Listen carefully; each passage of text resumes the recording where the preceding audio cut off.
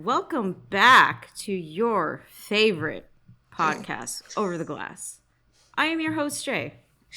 I'm Nessa. I like that intro. I was not expecting that. We have another guest today, Kaja Antic, who is another contributor of Hockey of Tomorrow. Welcome. We're just gonna dive right into it. Would you please like to introduce yourself, how you identify, and how you got into hockey? Well, my name's Kaja, she, her, and I got into hockey because I grew up in a family of Canucks fans, essentially. I've born and raised in the Metro Vancouver area, grew up around... I really got into hockey around the era of the 2011 Almost Cup run, so that was really what got me into hockey, and then I was a diehard fan since then, as well as the 2010 Olympics being here. That also helped a lot. I wanted to be a goalie for the Olympics, like Roberto Luongo was, but didn't happen. But what I'm doing in hockey right now, I'm a contributor with Hockey of Tomorrow. I do post-game shows for SDPN for Gameover Vancouver. As well, I am an in-arena host now for the Surrey Eagles. So it's kind of been my involvement. It's more of a recent resume, but then again, like, it's been more of a recent, like, I don't want to say comeuppance. I don't know if that's the right word, but just joining the hockey media community from being, like, a fan for many years, and then just transferring, like, my knowledge of, like, all the journalism side of things, and then all this kind of... I also did Twitch streaming for, like, 4 years, so... You kind of got your hand in everything. Yeah. And that's exciting. Yeah. Yeah, just kind of everything going on.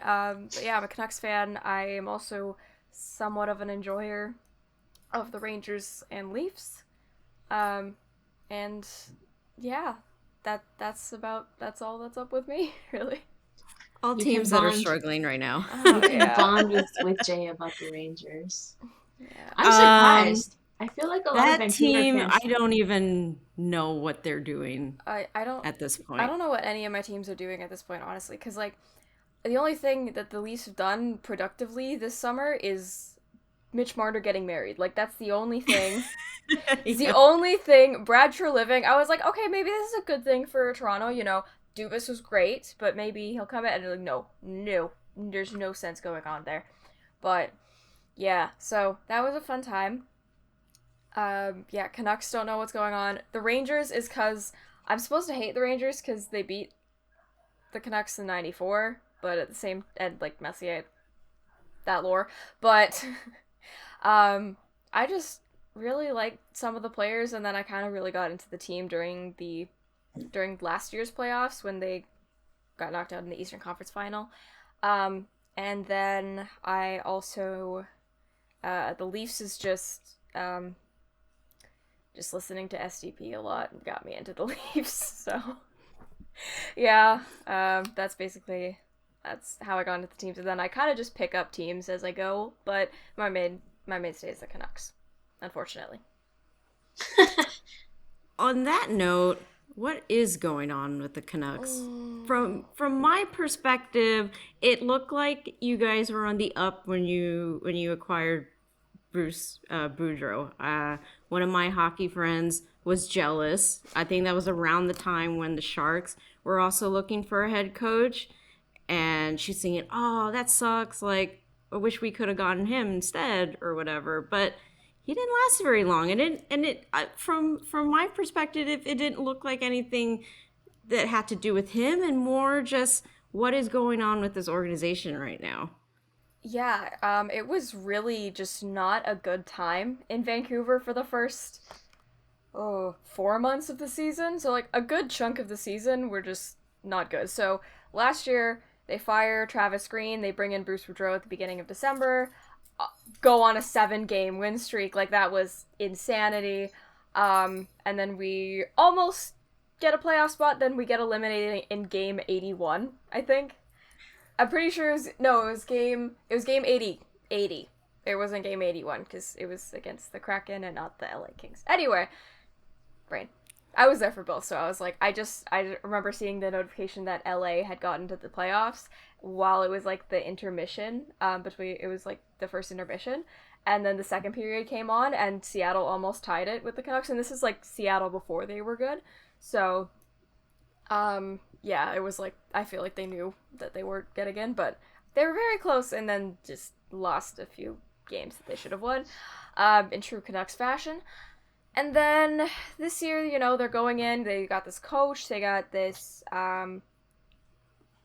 JT Miller new contract, that was a thing. Elias Pettersson is back on, you know, full capacity because he was kind of still dealing with an injury at the beginning of the last season. Quinn Hughes just doing Quinn Hughes things. Thatcher Demko, you know, he's our starter goalie. He's an amazing all-star level goalie. Bo Horvat, our captain, you know, we have all this going for us at the beginning of the season. We signed JT Miller to a contract in September, and everyone's like, okay, maybe that's a little long, maybe it's a little much. And then the season starts and they go off with this unfinished business and like, it's our time now. They actually had a team store sale, a few months ago after the season ended, and they had like the unfinished business shirts on clearance. They also had Bruce There It Is shirts on clearance, for $5, so may have bought one. But yeah, so we start off the year 0-7 instead. So that was a really fun time having to cover that, and try and keep a positive mindset about this team, because I'm like, I think it's still turned out. No. I remember saying after we lost the first game against Edmonton, I was like, you know what? There's 81 more games. And then I just kept repeating that, and then I was like, there's not that many games. But then, yeah, so we get into the season. Pettersson's doing amazing. JT Miller is yelling at the goalies. Bo Horvat is going good, but it's probably going to be traded. Thatcher Demko is injured. It's just, nothing is going right for the Vancouver Canucks at all. Because it's the Vancouver Canucks. And then it was obvious that Bruce Boudreau was not Jim Rutherford's guy. And, you know, Jim Rutherford, president of hockey operations, he was brought in after Bruce was. Like, Bruce was a direct, I don't know if it was a Stan Smeel hire when he was interim GM president situation, or after Benning got canned. Then, I don't know if it was like an ownership decision, but they brought in Bruce and, you know, signed him, and so they ended up paying 3 coaches this year because they brought in Rick Tocchet because that was their guy, because Rutherford and Alvin won a cup with him in Pittsburgh, but it's not Pittsburgh, buddy, it's Vancouver. It's on the other side of the continent. We don't have Sidney Crosby, we don't have Evgeny Malkin, we don't have Chris Letang, and we don't, thank God we don't have Matt Murray, but we don't have Marc-Andre Fleury.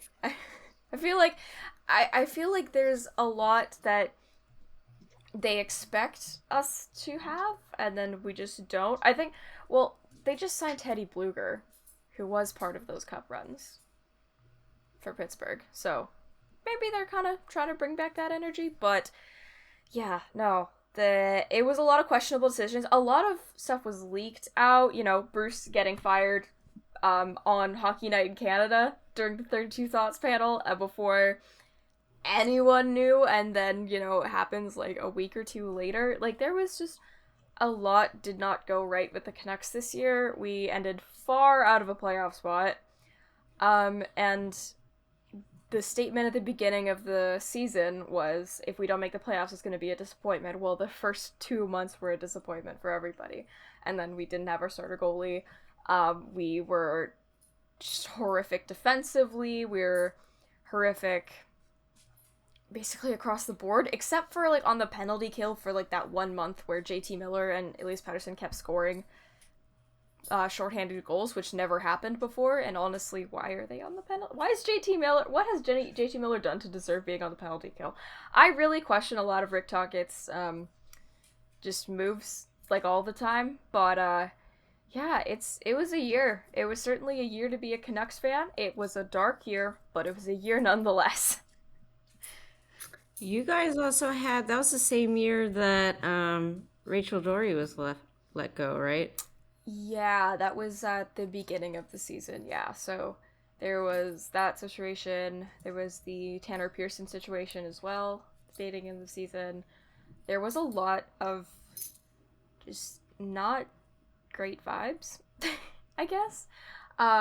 Is the best way to say it. Like, there was a lot of people being let go, a lot of people like completely injured or being forced to play, or not getting the right treatment. In the situation with Tanner Pearson, who's hopefully coming back next season, yeah, it was just a horrible year. Like, on ice, we turned it up at the end of the season and got 11th overall, because we're very smart. But otherwise, like, it was just organizationally, it was horrific and embarrassing, frankly. A lot to unpack for sure. What did you feel about, because you mentioned that Bo Horvat was looking like he was going to get traded anyway. Do you feel like that was a good decision to go about? In hindsight, looking at the contract that he signed with the Islanders, I know that probably would have had a worse impact on the cap space of the Canucks, because it's like the size of an NBA contract now.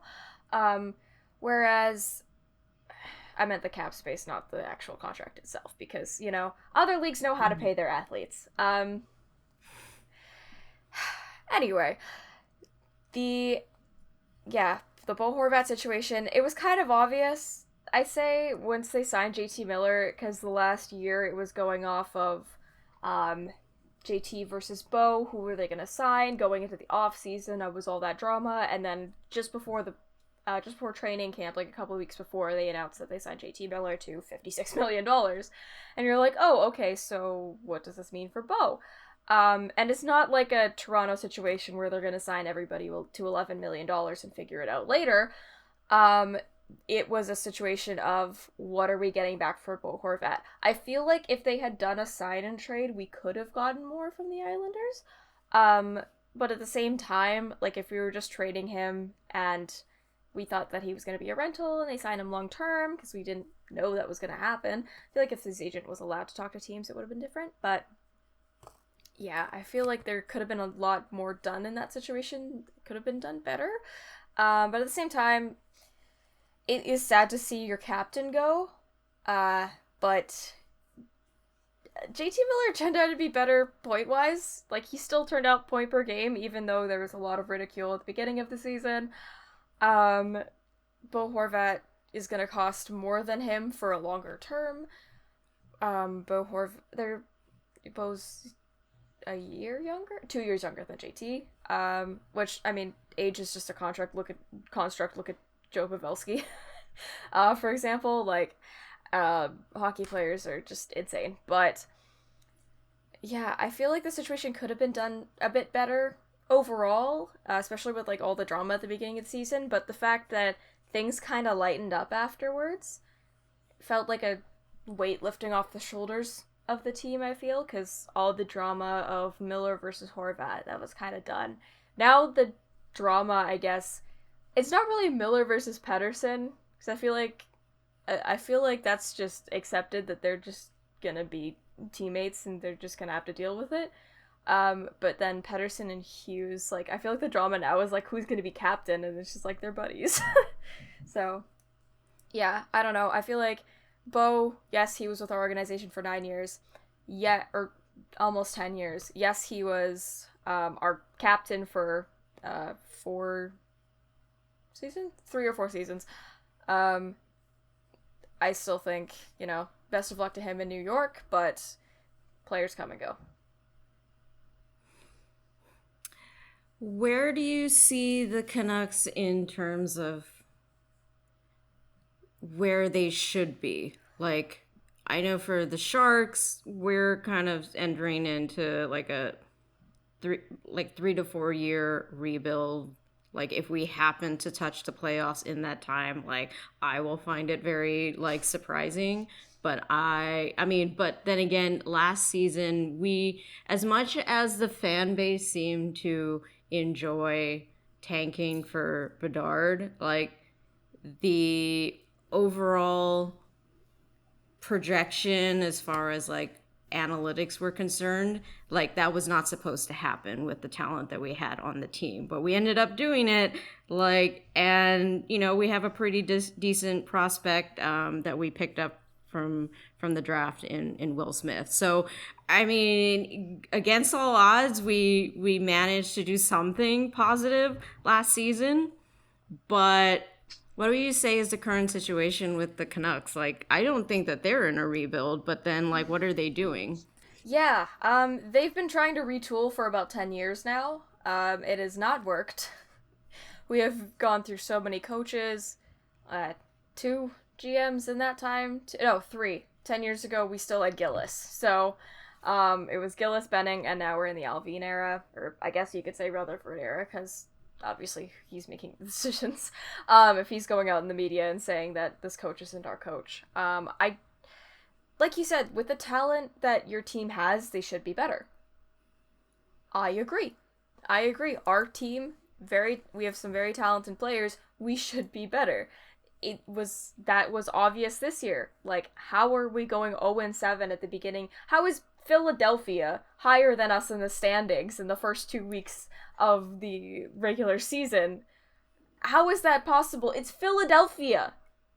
No offense to Flyers fans and Gritty, our overlord, but at the same time, it's Philadelphia coached by John Tortorella. That did not work for us. Why would it work for them? Okay?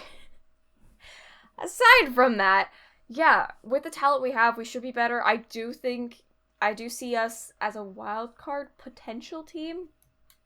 It really depends on just how the Pacific Division is always just wide open.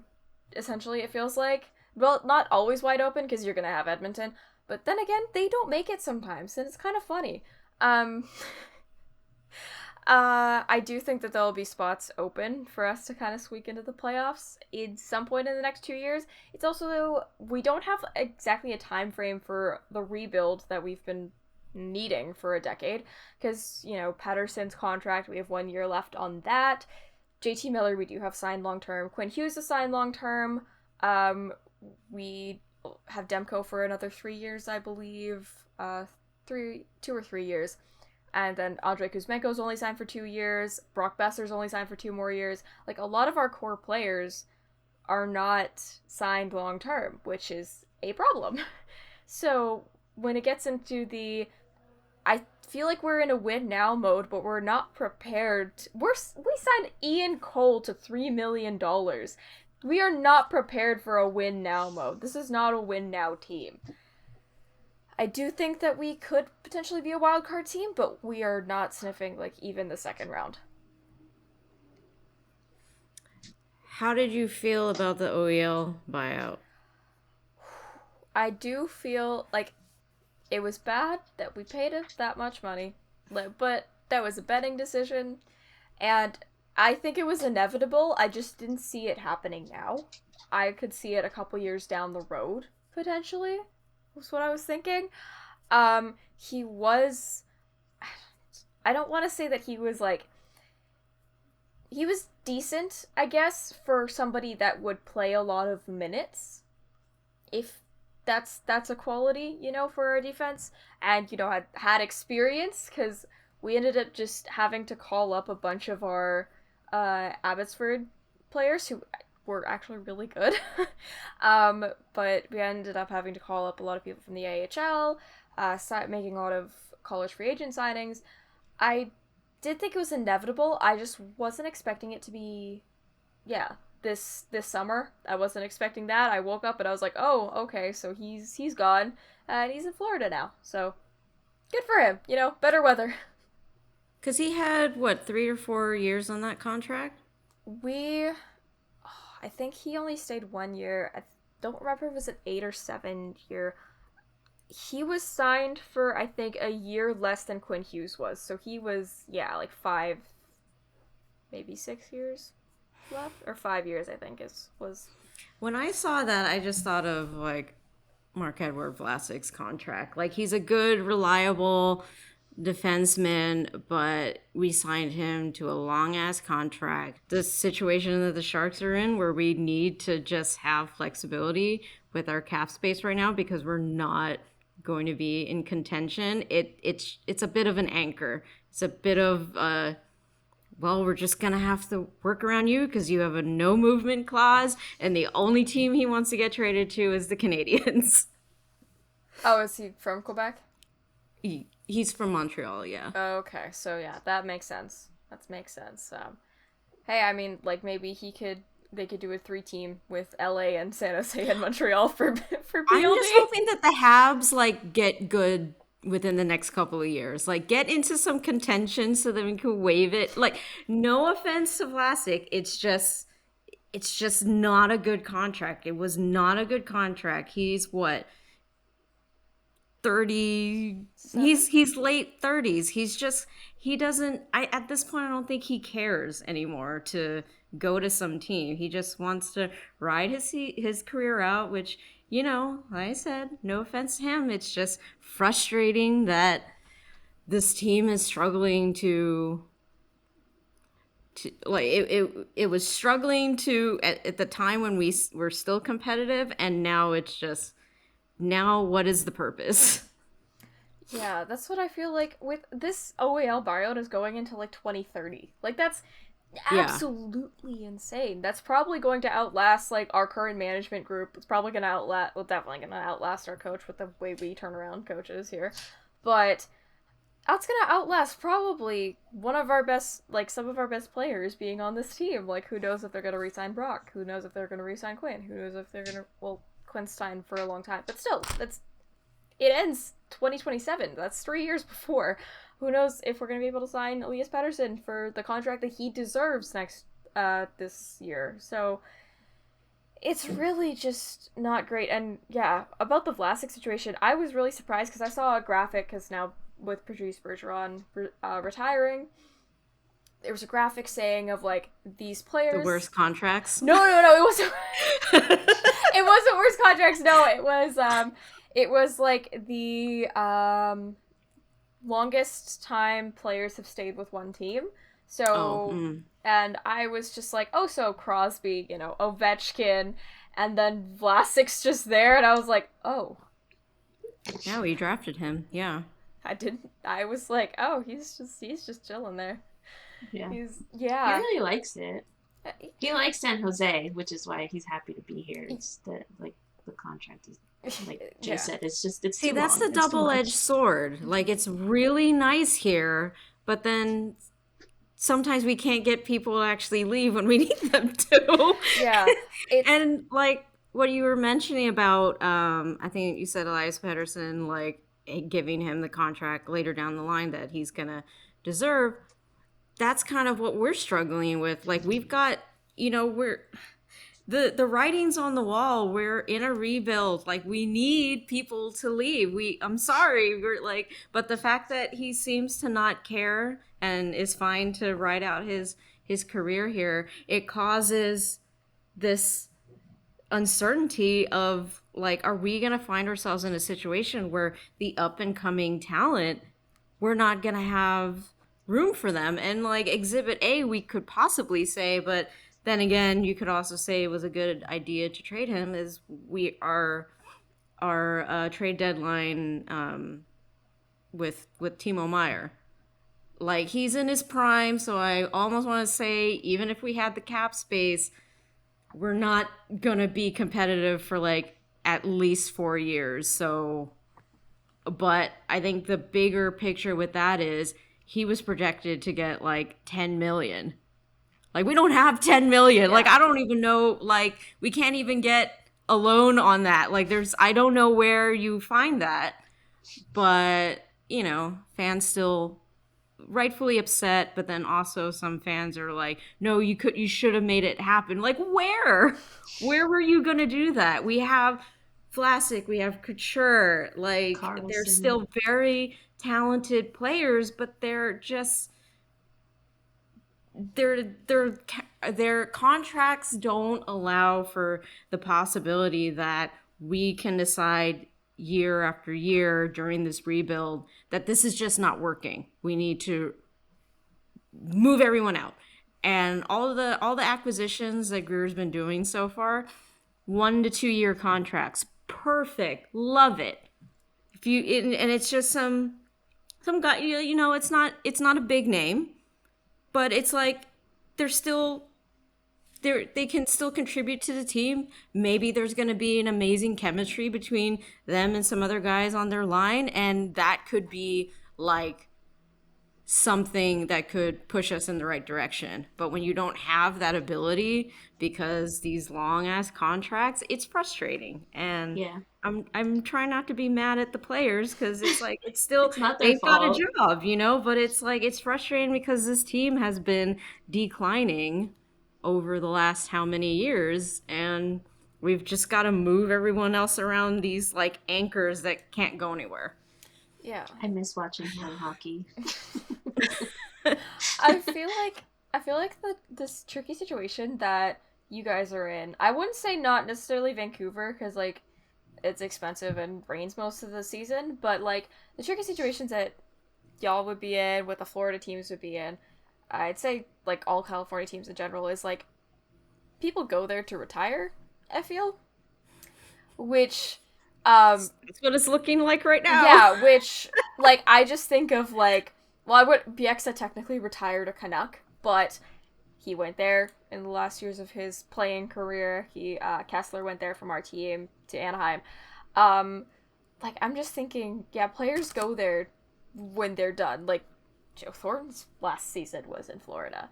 There's a lot of players that go to the southern beach environments, and then that kind of creates, like you said, an anchor for the cap space. So I'm like, it's kind of unfair a little bit because you don't want to be riding out your career in Winnipeg.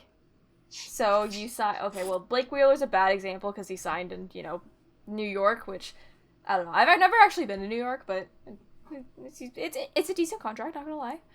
Well, they bought him out. He didn't exactly choose to leave. He didn't really have a choice. It's like it's.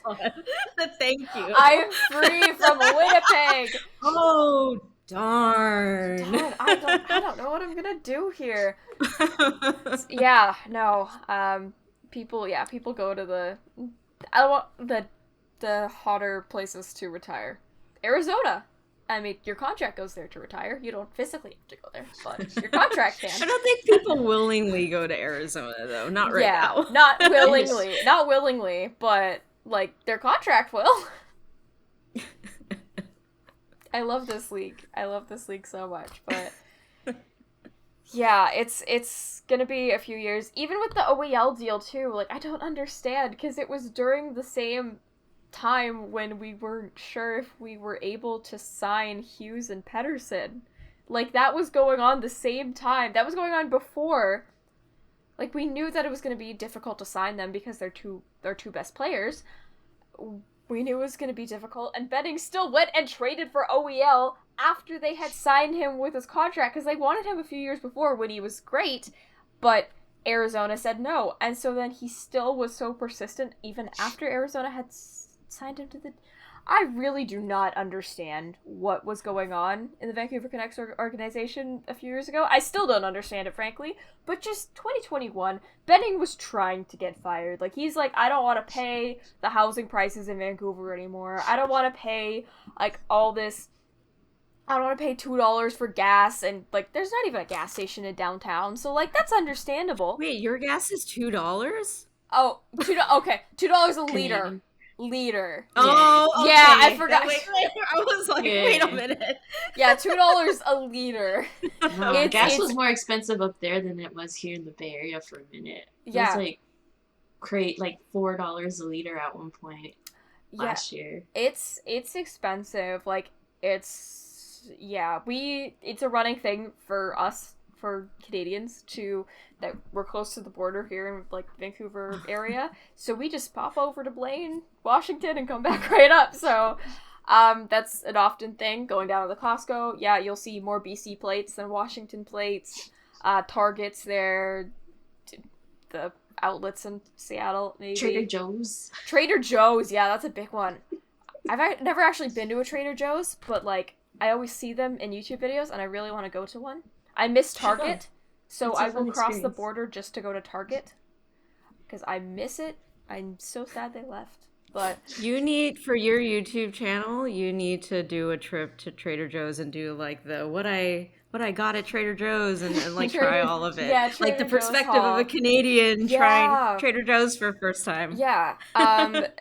Yeah, I think I'm going across the border soon, so I'm like I should go before my passport expires, but yeah, no, I actually got as a gift, I got like some granola or something that was from Trader Joe's, and it was like the best granola I've ever had. And I need to go back. I just need to go back. My favorite snack is the popcorn. It's very plain, but there's something about it that it's good. I don't know. It's not greasy, you know? Nice. Just the regular bag ones, or do they have ones that you pop? It's a bag, but it's like olive oil and salt. That's Yeah, I like the one with the cheese. That one's good too. I just can't eat that one too often. We can send you a list of snacks you should try. Okay. I will definitely. I have tried some American snacks. I don't like the Twinkies. That's like one thing I don't like. Okay, the thing with chocolate, because every now and then I watch those, do you guys know about that Lad Bible channel on YouTube? And they have like the country versus country of foods and snacks and stuff. Anyone outside the US is always like bashing on like US chocolate, and it's like I'm fine with it, but I do see why it's better everywhere else. So your Kit Kat is terrible.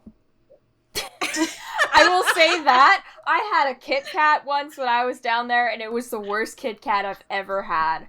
I've got to try. Is the chocolate different for other countries? I think so. For brands that are. I feel like food in Canada, or basically anywhere else in the world, is more regulated than it is here in the States. So they add like tons of sugar to all of our food, and so like candy is just crazy. I apologize for the high fructose corn syrup everywhere. Yeah. Like my roommate, so I used to live in Vancouver last year, which is why I know stuff. My roommate at the time loved Kit Kats, obsessed, would always have a little bag to have in her room because she would work from home in her room, and she would just snack on them all day long. No, like, that's bad. I need to refill my Kit Kats. That's and she went, bad. She came to the States to visit. I don't remember where she went, and she's like, I had a Kit Kat and it was terrible. It was like, oh, I'm sorry. Yeah, I think it's like a different, because the packaging is different too. Like, I feel like it's more of like a retro design down there, and then it's different up here. It was weird. But yeah, no, you guys don't have Coffee Crisp. You guys have different Smarties. Like, I don't know. Maybe I'm definitely biased. As a ketchup chip fan, I am biased. But at the same time, so you guys do McDonald's better. I'll say that. American McDonald's is better than Canadian McDonald's. That's saying a lot. It's saying a lot, but yeah, sometimes when I would go across the border to the States with my dad, we would go to the good McDonald's. Yeah. Interesting. Okay, so we do fast food better. I'm not sure that's a win for us. Well, you're the creators, kind of. I don't know. I don't think that our fast food, I don't think Tim Hortons is that great, but then I used to have it like every day when I worked across the street from one. Okay. What kind of Canadian? Listen up here. I may be too close to Seattle, all right? I may be too close to Seattle. No, but we can't talk about coffee. I don't even acknowledge that presence. I used to have Tim Hortons. I used to be a loyal Tim Hortons person. I had the rewards card and everything. But I worked across the street from a Tim Hortons for 2.5 years. And so that kind of destroyed every hope I had for consuming Tim Hortons past when I quit that job. So yeah, it was a time, because it was like the only food around that workplace. So you had that one choice. So There's a lot of Tim Hortons to be had, and I had it happily for 2.5 years and just destroyed myself, so that is my spiel. Yeah, on that's Tim's. a good reasoning. I feel like Vancouver has better donuts other places anyway. Yeah, there's a few places. We have like There's Krispy one called Kreme. Mellow. I haven't been there actually. Oh, it's so good. They have like this filling in the donut, so it's not like donuts with the holes in it, Jay. It's like the round ones with filling, and they have like peanut butter and jelly. They have like a strawberries and cream. They have matcha. It's so good. You should try it sometime. Yeah, I don't really explore downtown that often, or like anywhere in Vancouver. That off like at Vancouver, like because I'm like an hour out, but I'm Vancouver. It's like people in the GTA. They're like, I'm from Toronto. They're from Brampton. Like that kind of deal. Yeah. So with like actual Vancouver stuff, I'm like, I know Rogers Arena. I know BC Place for the Whitecaps. I know where I have to go for school. That's it. So, yeah, I will definitely try and check that out. There is a donut place near where I work now that I have tried before. That's kind of, I think it's new or newer. Maybe they have it downtown and I just don't know. But it's new in our area. But yeah, we have a Krispy Kreme that's like the one single one, I think, in the Lower Mainland. Gosh. And I can't do Krispy Kreme. It's just like solidified sugar. I only do the originals, and the really bad thing, I think that's the only one I could manage. It's the other ones just seem like overkill. It's the one Krispy Kreme is near where I go for my dentist, so it's really great incentive. Come out of your appointment. I deserve a treat. Yeah. Yeah, I get like a dozen, but I can't eat them till I get home. Like, yeah, but just smell it. just in my passenger seat. Just, yeah, it's a great time. It's a great time. That's actually really smart on the dentist part. Yeah. There we go. There's a lot of dentists and stuff like that around like the donut places, or like if there's like they're all working together. It's a big conspiracy theory. Exactly. It's a supercluster theory. I saw that from a YouTube video. See about how much Rainforest stock Cafe. your dentist has in Krispy Kreme. I'll ask next time I go. Just like how much you have on Krispy Kreme? Just wondering. Yeah. Yeah. Krispy Kreme donuts are better than Tim Hortons donuts, but that's also just because Tim Hortons donuts taste like cardboard. That's funny. My girlfriend actually loves Tim Hortons, like the cream. Timbits. Not Timbits.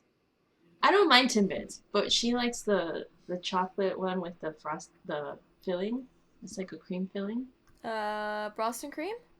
No, not Boston cream. The long one? It's literally like whipped cream inside of this round donut with the chocolate on it. I don't think I've ever had a regular donut at Tim Hortons. I've only ever gotten the Timbits. They don't really have regular donuts that are... Oh. I mean, they do. They do, but if you want like an actual size donut, go to another donut place. But if you want, they're good for Timbits. I wish they kept the Bieber collaboration because those were actually really good. I like the blueberry ones. Those were good. The blueberry ones? I'm actually allergic to blueberries, so I'm sorry. It's okay. It's all right. Yeah, it's unfortunate, but life goes on. So how often do you go to like Canucks games? I go probably a few every year. A couple. Just in the last couple years, I've been going more because after COVID, just not being able to see them for 2 seasons, it was kind of just like, yeah, I probably need to go see. I actually go to other sports games. I feel like more than the Canucks, honestly, because I'm also a Vancouver Whitecaps FC supporter, so I feel like I go to a lot of their games, and then when Canucks season rolls around, I'm like, yeah, I'll just watch at home. Not worth the trip. Not worth the trip, even though it's like right next door. But well, you said you're like an hour out, right? Yeah, I'm an hour out, so it's like it's easy. Sometimes it's better to take the train during the summer than the winter. But yeah, I usually go a few times a year. I think I went to like 5 or 6 in the 2021-22 season.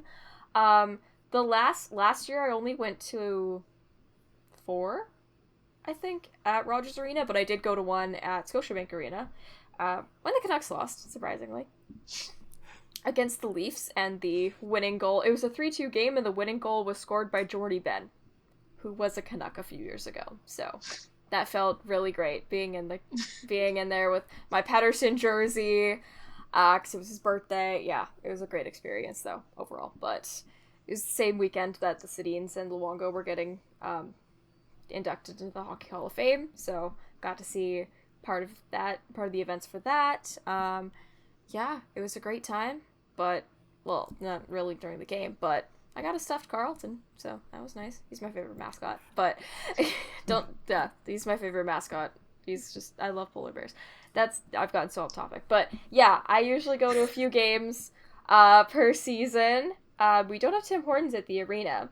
Toronto does. We don't have Tim Hortons at the arena. We have, I would say, best food at the arena is the Panago. Panago or Triple O's is also good, because I know Triple O's isn't, like, available. Like, it's available in BC, but I'm not sure, like, I know there's some in Toronto, but, like, there's not a lot across Canada. Great. Yeah, few games a year. Before the 2021-22 season, I had only ever gone to 2 in-person Canucks games. So it's kind of been in the last few years, especially now that, I work on my own, I am in school, like, all that kind of stuff. Now that I can, like, just sign up there's, like, a college student system, so if you have, like, a ticket account that connects to your student email, then you get, like, student rush discounts, so you get, like, discounted tickets last minute. I've signed up basically in the last season. It's been a great thing. They had a college night where it was like you get a voucher for food and stuff, and tickets are discounted for students. I went to that. It was great. We beat the Nashville Predators in a shootout. Yeah, it was during the Tyson Barrie era of the Nashville Predators, so I was like, hey, it's that guy. I know who that is. He used to be on the other team with the Alberta team that I don't like, but it's because Calgary's, like, basically the Canucks now. There's a lot of ex-Canucks there. But, yeah, I've gone to a lot more games in the past few years than I have before. My first game was also against Calgary, though, but it was for my 9th birthday. It's for my 9th birthday present. I got to see the Flames the Canucks beat the Flames. So, that was my first game. Have you been able to make it out to one of their Pride Nights? One of our Pride Nights, no. So, for the Canucks Pride Nights, I didn't go in 2022. I think I was working that day or something like that. I wasn't able. But then this year, I chose to, instead of go to the game, I was hosting Gameover that night. So, I instead held a show and talked about Pride and talked about the importance of Pride Night, because there was some stuff that was going down at the time with the team, with the league in general. Now we know, Pride Nights Pride jerseys aren't gonna happen. We're not gonna get stuff like this anymore. Yeah, it sucks. But yeah, I stayed here. I had earrings. I'm not sure if they're still on my desk, but I had earrings that had gay running down them in rainbow font. Like, I was decked out for Pride Night. But yeah, I was hosting it from my bedroom. I think one of the things I heard about the Canucks Pride Night that I really liked was that they held a sort of, like, market type thing with a bunch of queer businesses. Mm-hmm. I don't remember exactly what they had, but it was like merch that they were selling, as well as, like, food. And I thought that was really cute. Like, I know that Vancouver is very LGBTQ friendly, and I really like that. Yeah.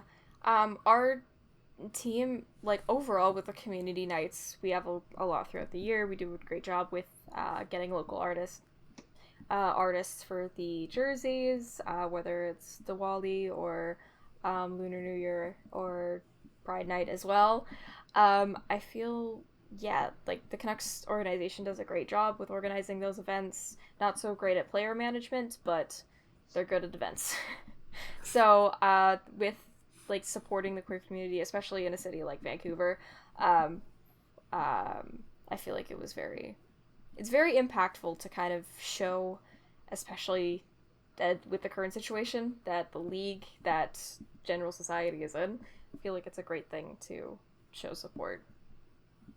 The SDPN Gameover, that started last season, right? That was a new project, wasn't it? Yeah, so it had originally started in the 2021-22 season, I believe. Okay. It was just Montreal. It was just Andrew Berkshire doing the games. It was just Montreal post-game shows. They brought it in for some teams for the playoffs. So Toronto, Calgary, and Edmonton got a bit of a head start with that.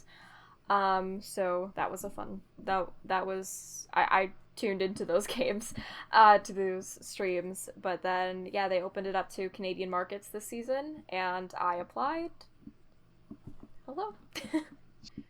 It's not like there's enough podcasts already in the Vancouver sphere of things, but I will say Gameover's top tier. Not to toot your own horn or anything. Not to like self-promote or anything. Like shameless self-plug. Shameless self-plug. I like am shameful self-plug. I am totally self-conscious whenever I promote something that I like. But shameless self-plug. Gameover Vancouver. We're back, baby. Go watch. Well, speaking of personal plugs, you were announced that you were hired for the Surrey Eagles to be their in-arena host. Congratulations. Thank you. Yeah. Yeah, I was offered that position in a mall parking lot. Well, not really in a mall parking lot. I called the guy that told me I got the position while I was in my car with my sister, who was very confused. I hope you're not getting hired by some random person in a parking lot. No, I'd be like, Kaja? I had to pick up food for my sister, and so she was with me in the car, and I get a DM on Twitter, and I'm like, oh shoot, I should call, but I am currently busy, so I just put the AC in my car and just kind of sat there for a few minutes. My sister was like watching TikTok beside me, like it was, and then she's like, so what you're in your office? Yeah, I'm in my office in my driver's seat, hoping that my CDs don't start blaring. But yeah, I'm a Surrey Eagles fan here because that's where I am. Surrey, an hour out of Vancouver, give or take. So yeah, Surrey Eagles, it's a BCHL team. So BCHL, they're a junior A league in Hockey Canada as recent as last year. They have now separated from Hockey Canada and BC Hockey. They're now independent. They're an independent league. Surrey Eagles, most recently, they just were a playoff team, and they got knocked out by the Alberni Valley Bulldogs that ended up playing the Penticton Vees, who won because Penticton's insane. But Surrey, it's a great environment. I'm really happy to be on the team. It's gonna be a really fun season out there. So if you're in the Fraser Valley, Metro Vancouver, even if you're like North Washington, come up, cross the border. Peace Arch isn't too long, and it's really close by. South Surrey Arena at the South Surrey Athletic Park. Check us out. Wow, you really got in character there. Do you know if they stream it anywhere? It'd be cool to catch a game, see you in action. I'm not going to be on these streams. Most like on the TV streams, not as often or as much. Because I'm in arena host, so I'm more like pumping up the crowd. We do have an awesome broadcast team. Joey and Lucas are great. So we do have that. We have an audio version on Mixlr. I believe that's free, and then there's a BCHL TV as well. It's like a subscription service, but yeah. So there's opportunities to watch Eagles games if you're not in Surrey. So good stuff. Yeah. Okay. Should we dive into the craziness that is the internet? BookTok, drama, Oh, whatever. yeah. So I wanted to start this out with, where was everybody at before the shit hit the fan? Because from my standpoint, I only knew of something called BookTok that existed. I assumed it was on TikTok. I don't have TikTok, and that is as far as I went. I was like, cool, something in TikTok. I'm figuring it's about books. Cool. Yeah. So, like a rundown of what I work at a bookstore. So, a rundown of like what goes on in that situation is there's just a community that's kind of like trying to make reading a trend, which I wholeheartedly support. Oops, I'm sorry. down. I'm down with Yeah. sharing your love of books. Yeah. Jay works at a However library. you want to do it. Exactly. The whole thing is, the problem is some of the books aren't great that they're recommending. There's a lot of Colleen Hoover, who is just not a great writer in general. The stories aren't great. One of the love stories is about two step siblings, so they have a kid together. It's weird. Yeah, and she's like one of the most popular authors. I went to Indigo, which is like the big bookstore in Canada, like a few months ago, and there was a table that was like #BookTok, and it was all Colleen Hoover, and I just wanted to projectile vomit onto the table. I'm not a Colleen Hoover fan. The only reason I have some of her books is morbid curiosity. But yeah, with Hockey BookTok, it's like a subgenre of BookTok itself. So it's all these weird, typically smut stories that involve hockey to some extent. You know, there's a lot of different books like this. Like there's with the different sports. There's most probably like F1 ones, because people love to. There's a lot of fan fiction about F1. I'm not gonna lie, but like when it comes to like, there's all the like football, like college ball, basketball, like all baseball and hockey, like the big four sports, right? Well, both footballs. There's most likely there's books across the board about, you know, sexualizing the sport a little bit. There is a prominent hockey genre though that is quite popular across social media. And it's kind of made way for a lot of just harassment of players, just in general, like in a more public setting, because they're all in this community hive mind sort of thing going on TikTok, specifically with the situation that's going on right now. But yeah, like, and I'm not saying, like, some of the hockey books, they're good. I will say that. But some of them are really bad. Like, I will show you. So I am currently trying to read The Deal by L. Kennedy. This is one of the primary hockey book writers, and I have actually read a book she co-wrote before in the series. I really liked it. It's called Him. They're queer hockey players. It's good. But this is the deal. It's college hockey, and all these markers, every time I've cringed. Oh no. I am on chapter 11. This is every time I've cringed, or there's been some inaccuracy. Like, I marked one just because they said the Rangers have won 2 in the last few decades, and I'm like, that's just not right. Like, that's not correct.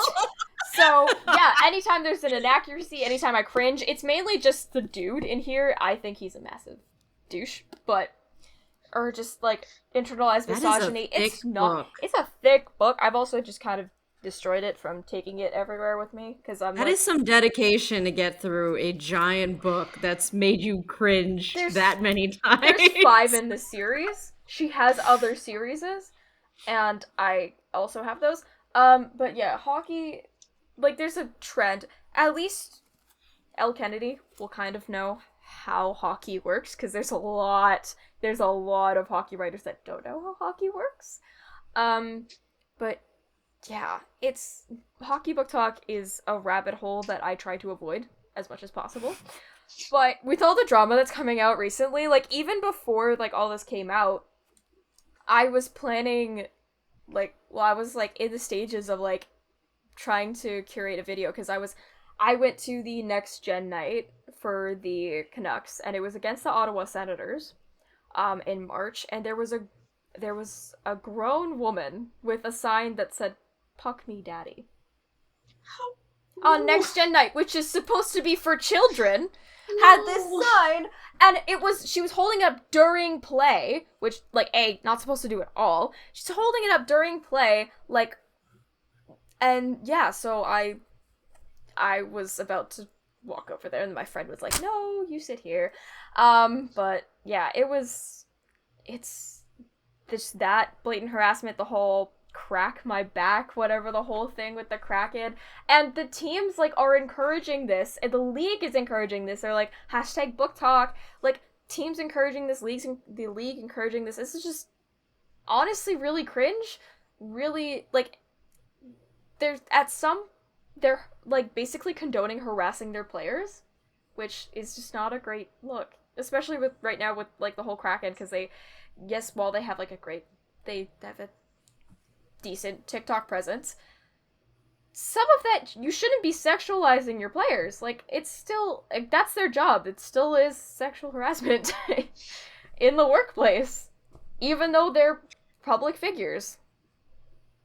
So this is happening exclusively on TikTok, because, like, I think some of it leaks into hockey Twitter. Yeah, like, because I think that's some of the stuff. When I learned about all of this, I was like, I think I'm missing way more context. I think I've been oblivious to a whole section of this. Because I noticed that, in the course of finding all the stuff to talk about today, they invited I guess, one of the prominent folks that essentially came out and with her own statement. The Kraken invited her to a game, gave her a jersey. I'm guessing they paid for her to be flown out there and all this stuff.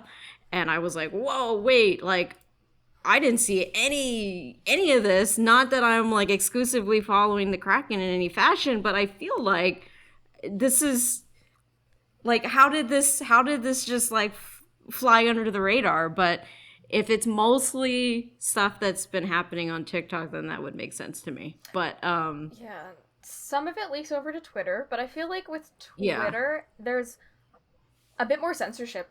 I feel like they're a little more shameless over on TikTok, because it's not a guarantee that the players will see it. Because sometimes players and their parents, if they have accounts, will name search. So people are like, will censor their names if they're going to say something inappropriate. They will put it in circles, which might be public now. I don't really know. People will do that instead. Typically, I feel like it's more reserved on Twitter, because people will call you a weirdo. But on TikTok, because of the way the algorithm works, it's kind of just a hive mind of blinders on, this is all we know. Like, the girl that's going off about this, Kiara Lewis, said apparently people were only aware of half the NHL teams because of BookTok, which I think is horrendous. So it is your own little world that you are living in, if that's what you think. It's just an echo chamber of these statements of, yeah, no, it's okay because they're not going to see it. But if the Kraken are flying her out, like, that's that's terrible on their part. It's not good. Like, do some research. Yeah. Like, you guys are the bad guys in this situation. You're allowing her to hold up a sign that says "crack my back" with your, like, logos and all that kind of coloring and all that design. You're allowing that in your arena. Like, people get stopped for signs all the time at most arenas. Like, my friend had a sign that said "Happy Birthday" to Pettersson. How dare that person say happy birthday? Yeah, no, she had a sign, and we got, like, pulled over by Scotiabank Arena security, and they, like, had to check the sign and everything to make sure it was appropriate. Like, he needs to focus on hockey, not his birthday. I know, like, God forbid he age, right? How dare he? Yeah, like, wow. Elias Pettersson, you're not allowed to turn 24 because Scotiabank Arena said you're not. Like, you're not allowed to age until you get us the cup. Literally. Oh. A man's never aging then. We're never winning. I'm like almost accepting that. I'm like, yeah, probably not. But yeah, no, just it's not a good thing at all. And then all this drama, like, I feel so bad. Like, people are harassing the Wennbergs now. Like, it's just, and specifically the Wennbergs too. Like, it's like they've been such allies too as well, with all the pride stuff as well going on in the world. It's like, this is the family that you're choosing to target? Yeah, so let's break that down. So the video, so with all of that, there obviously there was stuff looming, and it's not like it happened yesterday and all this is starting to erupt. This looks like it's been happening over the course of the season, and for a while, Felicia, I'll mention what she said in a moment here. She was okay with it until looks like there was a video that the Kiara Lewis put out where I think she might have deleted it off her TikTok, but I just happened to see it on my feed this morning. Oh my God. How are people saying stuff like that and it's not like within your own group chat or your own, how are you putting this out to the world where you're basically telling somebody to do all these sexual things to you? I'm like, do we know how old these BookTokers? She's apparently 27. Oh my 27. God, are you kidding me? Yeah. I'm 20. I grew up with the internet lives forever just beating down on my head, and you're telling me that this 27-year-old woman is out there, like, because I see, like, people stalking, full-on stalking, like, athletes, but they're, like, 18. Right? Like, yeah. 27! That's embarrassing. That's you feel no shame? You have a full frontal lobe. Your brain is fully formed. Or is it? Like, are you, like, what is going on? What makes it, why are you so shameless? I don't understand. Yeah. So apparently that was the video that, she was mentioning she wasn't down with, and I could see why, like, my God. And then, so pretty much, Felicia, her initial statement was, and she had it's a thumbnail of Alex Wennberg. He's doing, stretch on the ice, and she had said, so I've joked before and called my husband BookTok's wank bag, and honestly did not mind. I've always thought Alex was the most beautiful person in the world, and that it just seems the world finally caught up with it. The reason I struggle to navigate this is while I'm all for female empowerment, and especially around sex, there have been videos and comments made that has crossed the line of what it means to fancy someone and when it actually sounds pretty predatory and exploiting. For someone who wrote my final dissertation on sexual consent and what's crossing the line, this has been especially interesting because there seems to be a different threshold of what is considered okay, only because the quote victims of people's desires are male hockey players. I don't like the double standard. I feel that women who are experiencing catcalling, getting involuntarily filmed in exposed situations, like a groin stretch at their job, should hold ourselves to a higher standard. You can be sex positive without exploiting others. She goes on with another screenshot of the video that was posted. Another person commented to it, pretty much continuing the sexualization and what she would like this person to do to her. And then, Felicia continues with, again, I generally don't care about the comments about my husband's looks. He is so beautiful, right? I don't like, but at least I understand that people try to shoot their shot and DM him, even if I myself would not go for someone who is in a relationship. That is at least somewhat of a normal behavior when fancying someone. What doesn't sit with me is when your desires come with sexual harassment, inappropriate comments, and the fact that with the internet, we can normalize behavior that would never be okay if we flip the genders around to a guy doing this to a female athlete. When we were expecting our son, I knew how important it was to raise him to treat people, and especially women, with respect if he were to identify as straight. And I would feel like a hypocrite if I didn't say anything about behavior that I would never be okay with if we raised a girl. I mean, no hate to the BookTok community, just a little respect for people to think twice about their comments/videos or chanting, quote, crack my back at humans with feelings. Exactly. I feel like with the thing with BookTok too is a lot of these fictional characters, they're all fictional. Like, none of the hockey players in the books are real. Unless they're talked about, like, in the past as, like, a big name, where I think there was one book I read where Tuukka Rask was mentioned because they needed an example of a good goalie at a hockey camp. Like, that's the only time that actual hockey players are mentioned. So, what I've seen a lot on the BookTok kind of community is I've seen a lot of people using, like, actual hockey players as face claims. That's what I learned the other day, and I was just like, so they're basically trying to make their book experience like reality and using these actual players and like kind of manifesting them into the storyline. Yeah, I've seen a lot. I saw one photo that was like, I think it, like, people use Matt Barzal as like examples all the time, or what, like Hughes Brothers, the 2019, basically anyone in the 2019 draft, let's be honest here.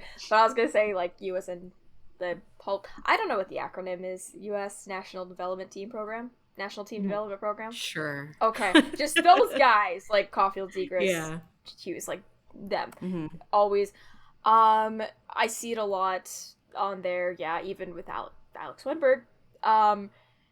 They're the face claims. I saw one photo on Pinterest, and it was like a hockey player couple, and it was like the guy was a hockey player and the girl was just in the stands, and it was captioned with like, and it was real people, and it was captioned with that they were the characters in the book I'm reading, and I'm like, are you kidding me? It's kind of ridiculous. Just, you're putting your fictional feelings onto real people, and especially like going out on social media and saying all this stuff.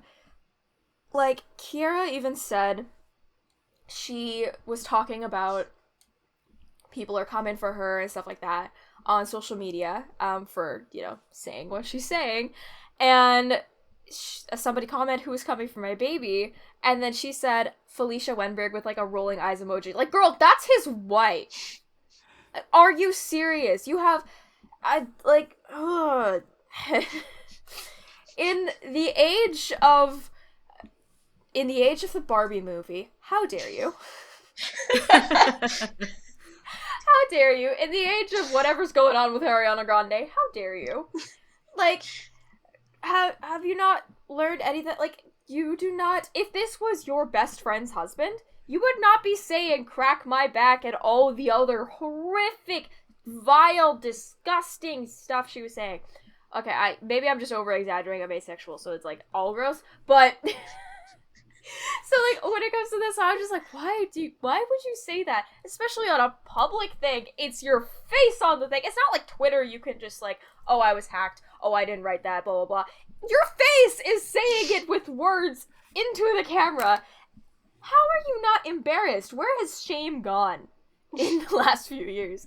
Because, oh my, it's just an echo chamber of delusion at this point. Like, I think the fact that she has such a huge following, it's just this enabling of this behavior that they've just kind of, like, one of the things in the response videos that the creator had said, basically being on TikTok, like, the whole platform is like they don't take each other, it doesn't take itself seriously, but like, you've kind of jumped into the ocean with that.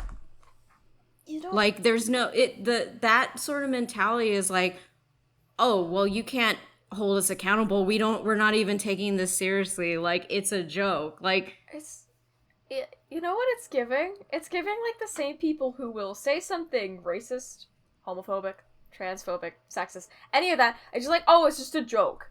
It's just a joke. Like it's giving that. Like that's what it's like. I'm it's not the saying it's on tolerant the left. same. It's like the intolerant left comes again. I can't wait till this girl's gonna be a grifter. Like that's what's just gonna happen. Like it's just a joke. It's just a joke. You can't say it's just a joke if the person you're making the joke about is uncomfortable with it. Like, you have to respect some sort of boundaries. Yes, you probably will not meet this person in real life, which is probably a good thing, because you probably deserve a restraining order. But when it comes to this, like, it's just... It's how... Like, I understand you don't take yourself seriously, but some people do take this stuff seriously. Like, this is harassment. You're harassing a person in their place of work. Get a job. Get a life. Touch grass. Thank you. I feel like in not only within the TikTok realm of, oh, it's all they're making jokes and that's just the vibe, but it almost seems like, oh, this is my platform, so I can pretty much just say whatever I want. And like you could if it were all private, like if you were just your own like group chat of it and stuff like that. But I don't, yeah, it's just the whole like the boundaries thing, like it's not even a blurred line, it's just completely thrown out the door. Before I move on to the creator's statement and response, one of her statements, she had many, but we're just going to choose one. Did you have anything you wanted to comment on from Felicia's statement, Nessa? The first one? Because I didn't Yes. really. I mean, you guys said it all already. Like, this is a very uncomfortable situation. This is his wife saying like, "Hey, he's uncomfortable. I'm uncomfortable. It's like we'd like you to stop because you're talking about us, really, him essentially." And it just, I guess, I can't really make sense of why people are reluctant to stop when they're clearly saying, "Hey, I'm uncomfortable." And it's not like she said it in a rude way. She was very respectful about it. She's like, "I understand that this is a thing. I just need to let you know that we're uncomfortable right now. Can you like back off?" And then this Kiera Lewis is taking it as an attack on her and like trying to gather all of her little minions to be like, "You're attacking us, blah blah blah." And say, just be held accountable, apologize, and like back off. Like, what's the big deal? Just because you can't say your thirsty comments anymore? Like, I've never been a person who's been openly. I don't openly talk about like personal things, like sexual stuff and like jokes and whatever. Like, I'm not that type of person, so I can't really see what the draw is. So I can't comment on that. But like, it's just gone too far. I don't know. I don't get it. I don't. Yeah, so after she put those out, the creator had all kinds of video responses. I decided to just go with the statement that she put out, I think, on Kiera her or Felicia? own page. I don't know on what platform this was, but she pretty much said on Thursday, Alex Wennberg's wife, Felicia Wennberg, Instagram. made posts not only attacking BookTok but me as a person. She slandered my name by calling me a sexual harasser in reference to a saying that was clearly played off of the Seattle Kraken's name, "Crack My Back," quotes. Not only did she miss the joke of it being a spin-off of Break My Back, but she purposely included my name on her Instagram story, which led to me receiving hate from her following. As Alex received more popularity, the wife enjoyed the clout and was seen appreciating BookTok's humor by calling her husband Mr. Panty Dropper and, quote, BookTok Wank Bank. And suddenly, out of left field, she decided to use a screenshot of a video I posted 4 months ago to call my clearly made jokes, quote, sexual harassment. Once I saw her post, I immediately DM'd her, apologizing and offered a solution of me deleting any and all videos that mention Alex Wennberg. No response. Yesterday, I get home to find out that Seattle Kraken had unfollowed me and deleted all their, quote, thirst trap videos, which left me confused and upset. The Seattle Kraken not only took interest in my videos from the beginning that mentioned Alex Wennberg, but even encouraged me to keep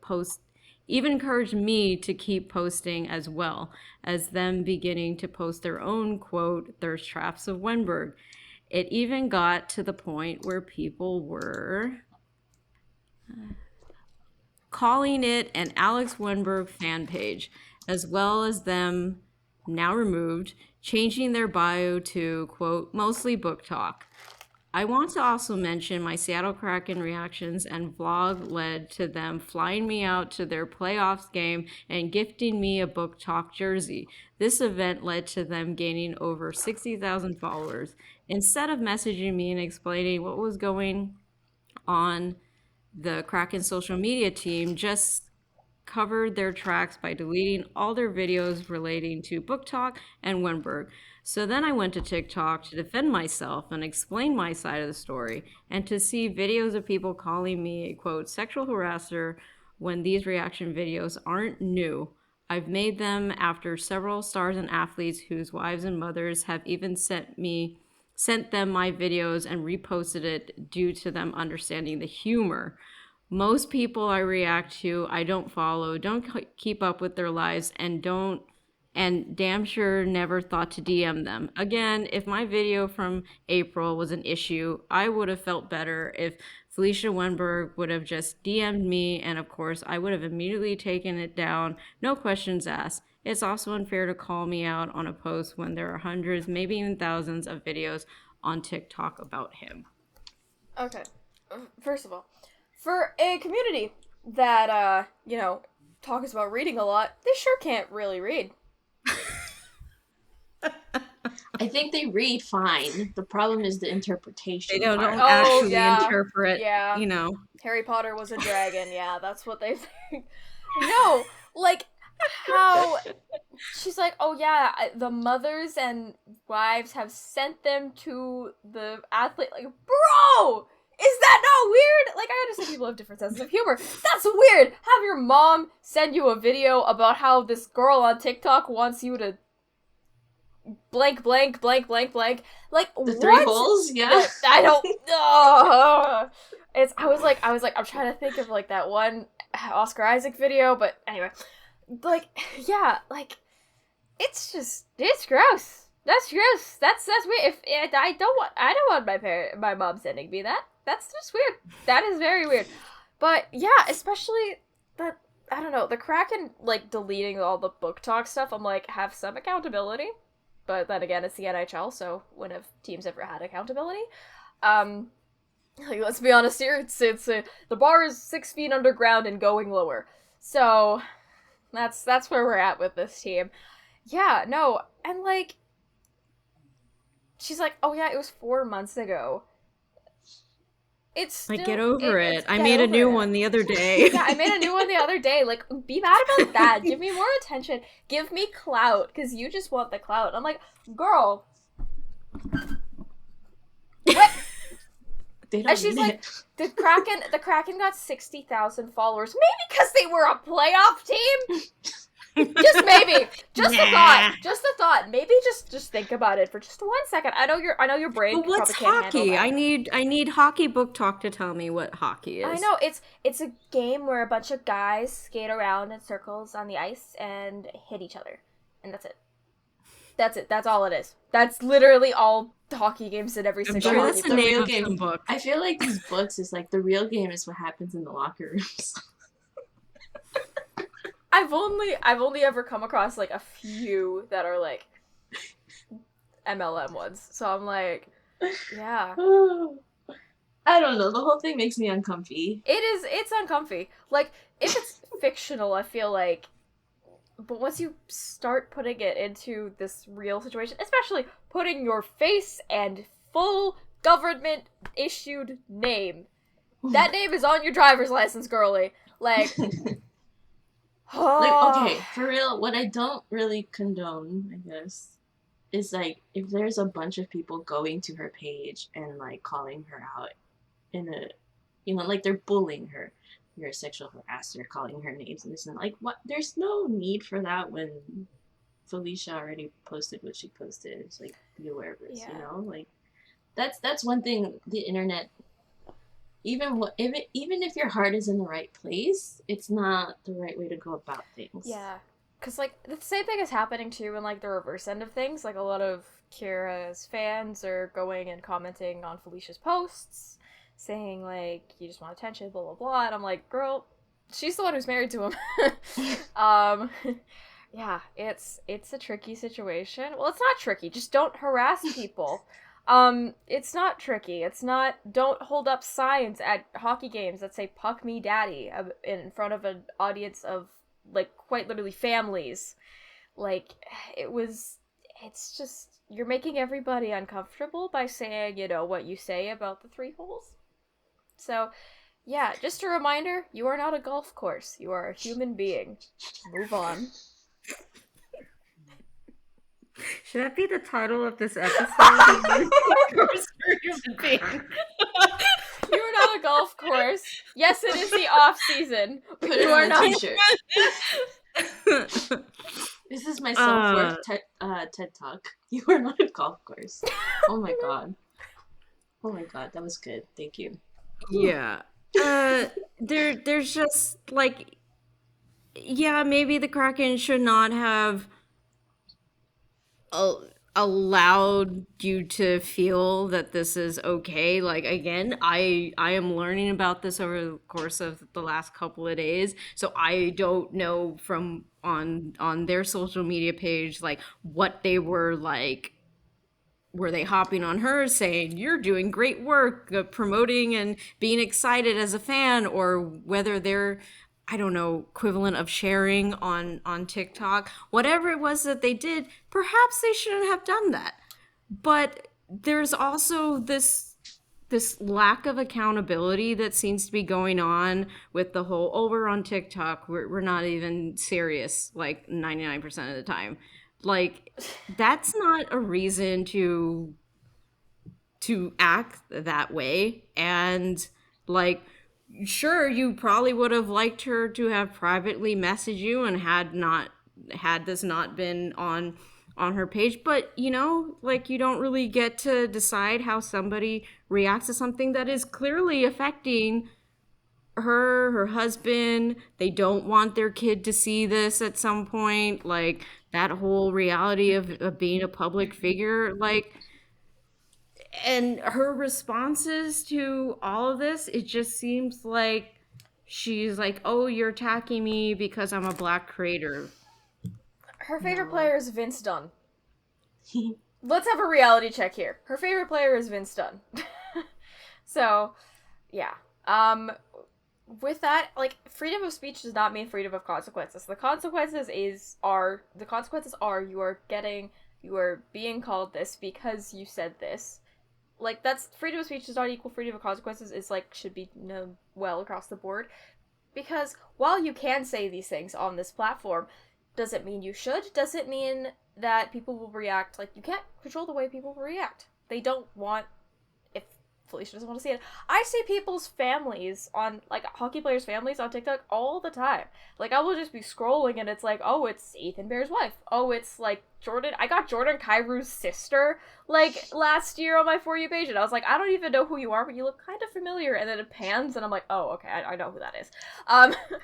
Like, it's TikTok, there's a lot of, like, you could still find stuff on TikTok. It's easier to name search, yes, on Twitter. So sometimes hockey players and their parents do that. But when it comes to, like, TikTok, like, yes, it's all public. You might not take yourself seriously, but that doesn't mean other people won't. freedom of speech does not equal freedom of consequences. Also, the way she kept talking about the Kraken, it was like, it seemed like her and the Kraken were like besties, like they were collaborating on this at all. The Kraken just had mostly BookTok as their bio, and they made thirst traps of their players. The NHL did a thirst trap of Andrei Svechnikov, where, like, can I just say, it was not a well done thirst trap. They made him look so awkward. Like, also, like, do the players know they're being thirst trapped? Because I feel like that should be something they consent to. Yeah. Speaking of consent, I feel like that's another conversation that we haven't touched on. Because I did see someone post a whole thread about this, and they made a really good point about, you know, when she first started posting these TikToks, I don't know what to call them. These talks.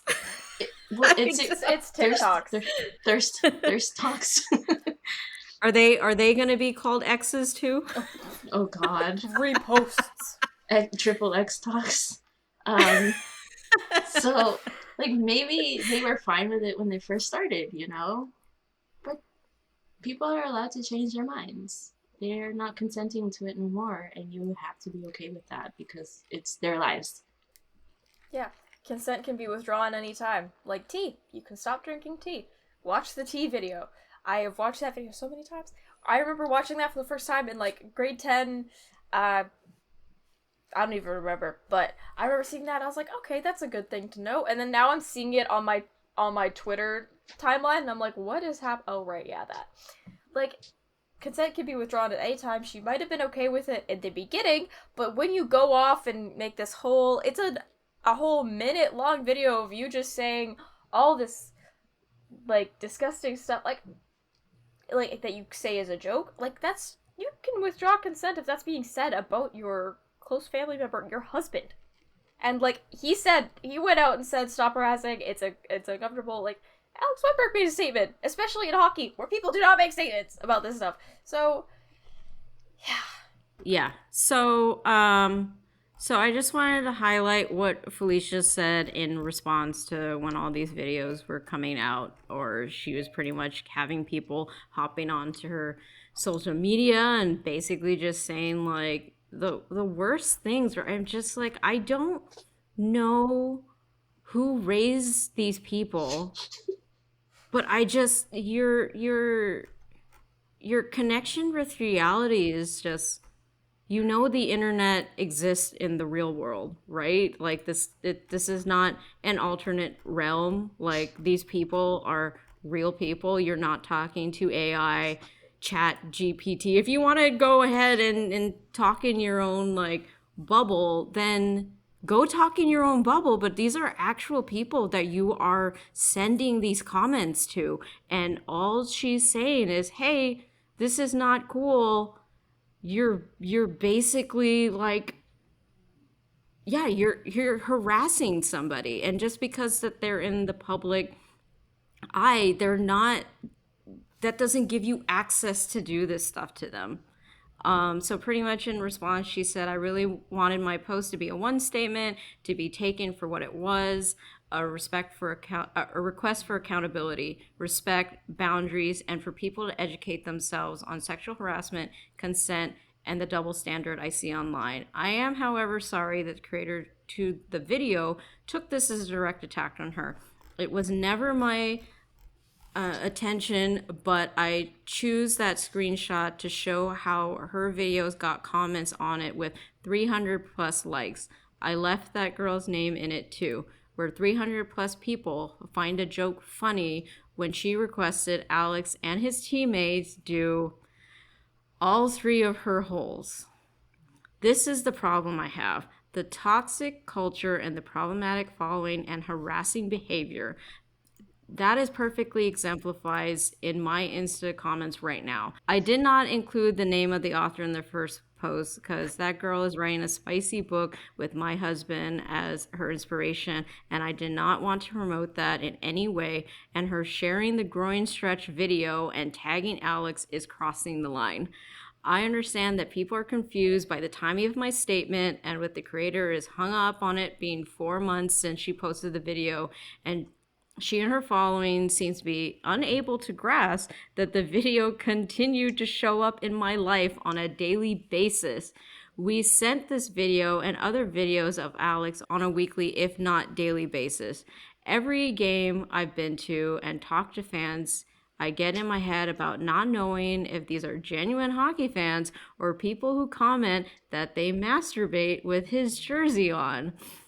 Everyone we meet talks to us about it, so it makes it extremely hard to continue to hope that this would all calm down. While I really want to believe that a lot of it is innocent comments, I think the behavior I've seen since my post has proven my original point.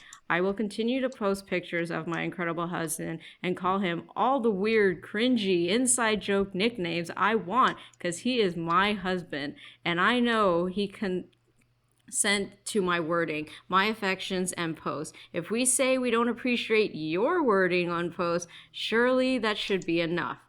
I don't mind the videos that are out there to still be up as the damage is already done, and those are at fault should know that they are at fault after my first statement. That is why I did not interact with the creator, because my issue was never with her, but with the toxic collective. With that said, I don't want people to go after her. However, if you post that video and make people uncomfortable, maybe the videos are the issues and not the people that are made uncomfortable by them. All I did was give context to the situation where we had enough and ask people to keep their desires and comments in a private conversation versus online where we and other hockey families can see it. Lastly, there has always been a stigma for speaking up in the hockey world, which is why players are afraid to speak up about injustice and their families get worried that taking a stand would jeopardize their career. The backlash I received, I can understand why. But I hope this is the start of a conversation that was long overdue in hockey culture. Thank you for those who understand my heart, and sorry to those of you who write things about this with so much hate in yours. I am now a Felicia and Alex Wennberg fan, big time. Yeah. I mean, they're queer allies, so this just like another like spokesperson, please, for the future of the NHL. Like, give him after he retires, give them both the ownership of the NHL. Point it in the right direction, because she pretty much said it in the most adult, civilized manner.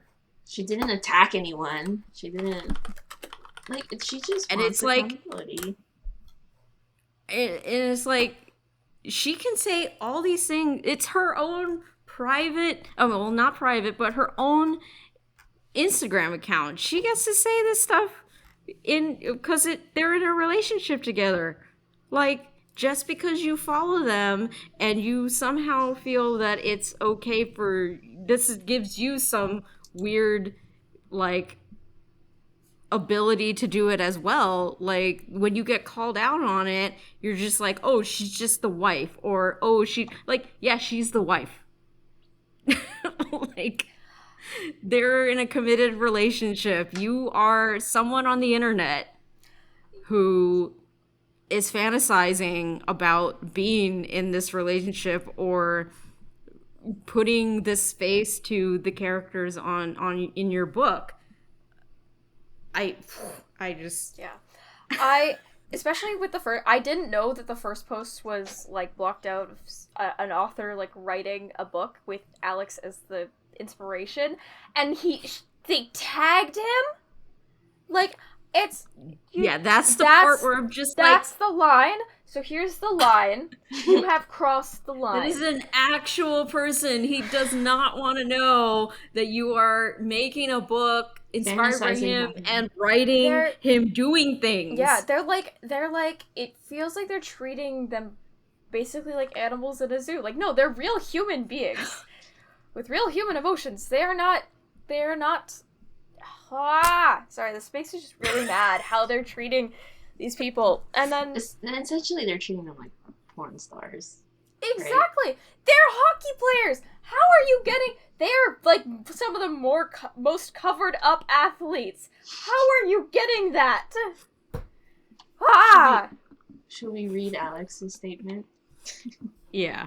So Alex pretty much said on his Instagram, over the last couple of days, me and especially my wife have been getting lots of criticism about speaking up on sexual harassment on TikTok. As someone who's been media trained my whole career, I've been taught to bite my tongue and to leave it instead of making a statement.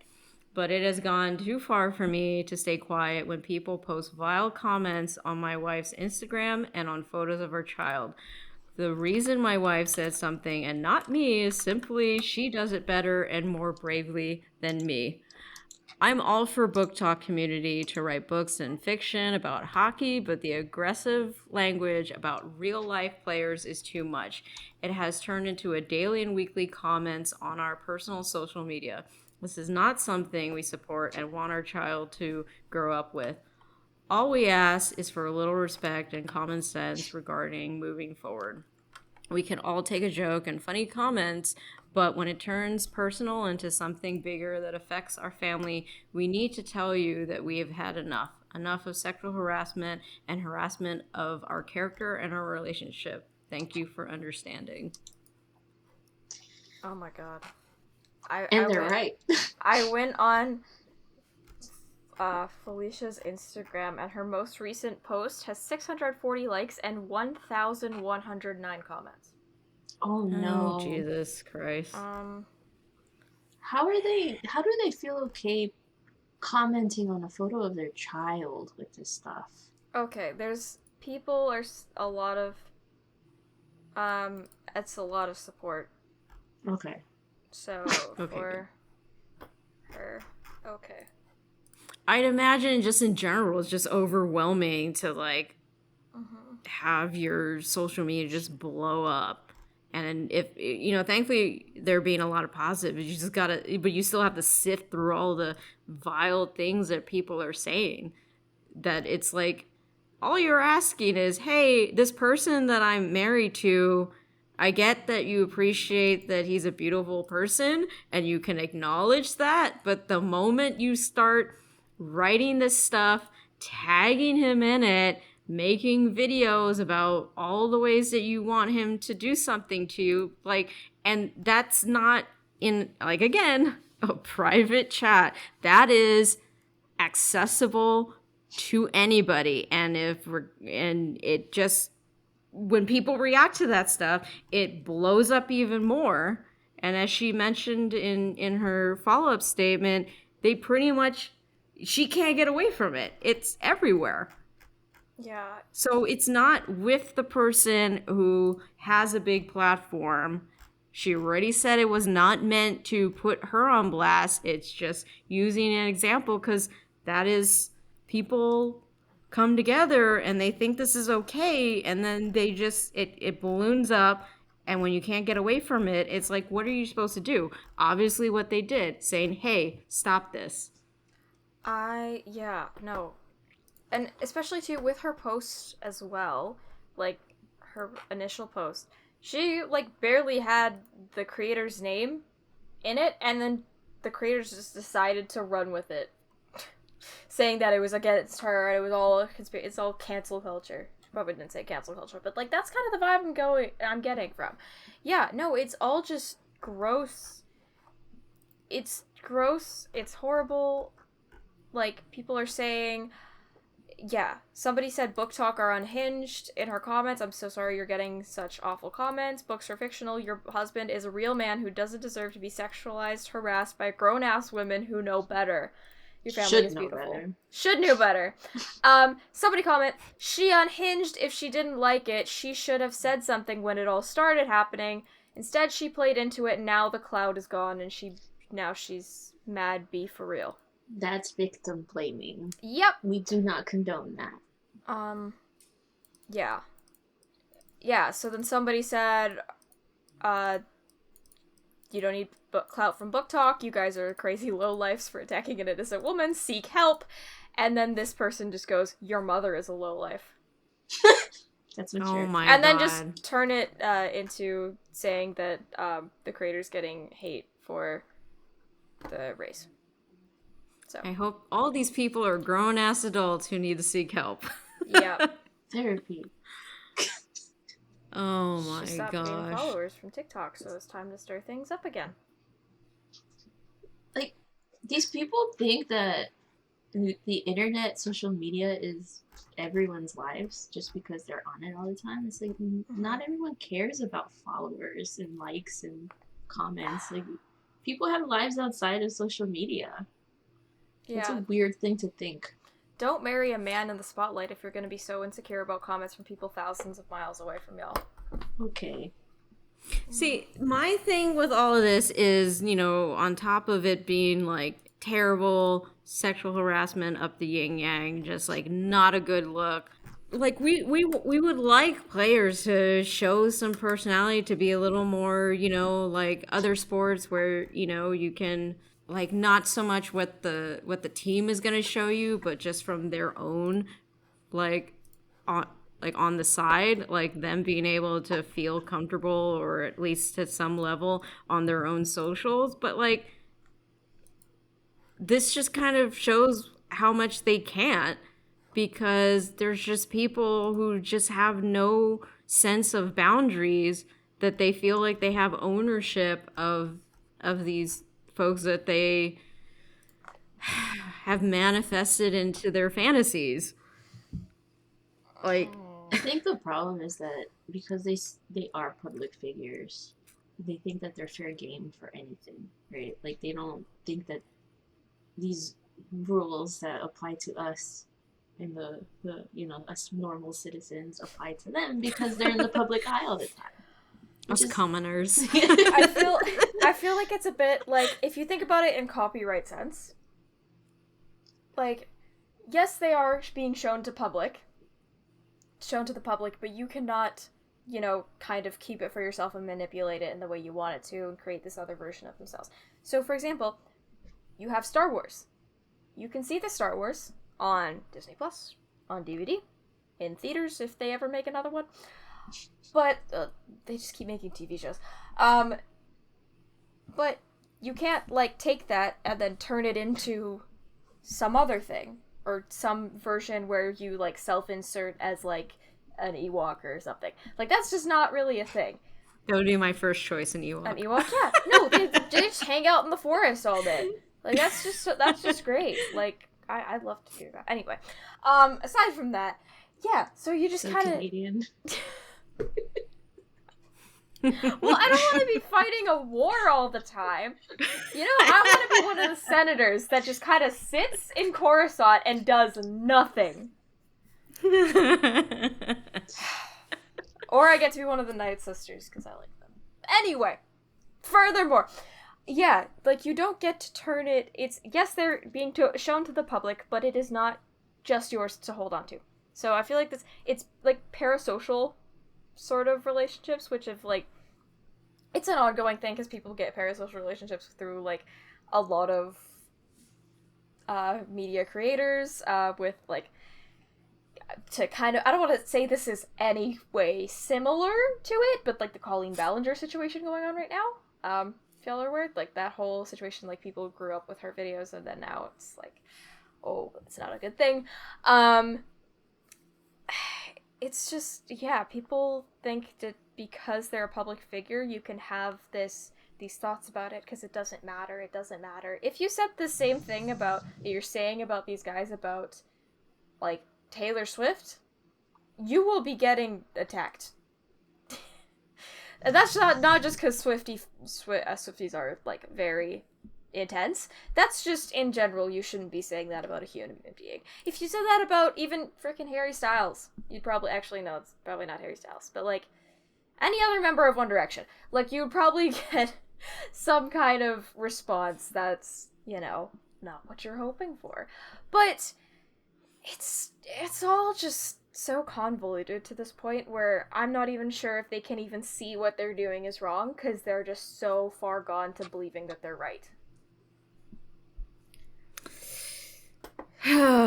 Well, to close out this discussion, I hope folks, you know, maybe they're just riding at the seat of their pants and reacting to the fact that they're having to account for all this. But I have to hope that maybe they take a moment after it simmers down to realize what they're doing wrong. I don't know how much confidence I have in that, just because the creator made so many response videos and looked like she fake cried in one of them. Like that, like, are you kidding me? But it's giving shame also. But she has such a huge following that I think just the echo chamber is not going to do anyone any good in that respect. But, as far as the Wennbergs are concerned, I mean, we know that they're, allies to the queer community. And if they, if it wasn't even for that, it's just like they're human beings. They're just, he happens to be a hockey player. She happens to now be more of a public figure because of that. Like, they should be able to exist on the internet as well and share their lives. And, and if she happens to make a comment of in regards to her husband, that's her right. That's her freaking husband. Like, that doesn't give you consent to do the same. Like, you were not married to him. And even if, like, they weren't together, he's still a person, who might want to actually be on socials. And I would be horrified if I saw stuff like that, being talked about me. But, geez, it's just, hopefully they, I don't know. I just hope that they're doing all right. Yeah. It's kind of unnerving because they're like recording them doing stretches like before the game. Like, that's part of his job. Imagine you're sitting in an office job and somebody's recording you and making sexual comments about you doing an Excel sheet. Like, it's going to feel uncomfortable. How do you think it feels when they're an Excel sheet though? An Excel sheet? I don't know. Like, you could be writing some Excel sheets are very hot. They're very hot. Like, oh, yeah. So organized. Oh, God. I'm gonna write. Keeping track of data. The pivot table. I could pivot your table. So many potentials for episode titles. You know what? There's a community that needs to be touched. So all the people leaving Hockey BookTok, because you're harassing people, go to Excel spreadsheet BookTok. I feel like there's a huge market that's untapped. Oh my gosh. This does not actually exist, does it? You're making a joke, I am right? making a joke. She's making a joke. Okay. If it doesn't exist, I will bring it into existence. It exists now. Detour people away from Hockey BookTok. Yes, you can enjoy the sport. Sexualize this Excel file. Sexualize my freaking budget assignment from like grade 9 math. Sexualize Make this exciting to me. Hey, add colors. That's exciting. It probably honestly exciting. It probably does exist. There is like ex-boiler fanfiction on Archive of Our Own, so I don't even want to know. We don't kink shame here, but that's interesting. A boiler. Hey, you know what? A water tank. At least with Archive of Our Own, if anybody were to hop on there, it's like you knew what you were getting into. Yeah, true. It's like, but it's like with TikTok, it's like, no, please don't make videos sexualizing people. That's going to be passed around and consumed and possibly put onto other platforms. Like, no one needs to do that. At least with Archive of Our Own, you know what that's about. Yeah, exactly. Even like Wattpad. Don't search your name there. Wattpad like has like a specific, like, it shows stuff on Pinterest now too, like, so, or it did, I don't know, is Wattpad even still a thing anymore? Like, it with like the Imagines and stuff like that, which used to be a huge thing. I think it might still be, because I've seen a lot of like YouTube communities with like the whole Dream SMP during the height of the pandemic, like all that kind of stuff. People were making Imagines about that, and creators were like, this is not okay. And people actually listened to that. People responded to that, and a lot of those have been taken down. But when it comes to this area like sports, I don't want to say hockey Twitter isn't relatively new, but kind of like the emergence of a hockey fandom like it would be with like a band or stuff like that, that kind of emergence I feel like is pretty recent. We're still in the early stages of all this discourse. Yes.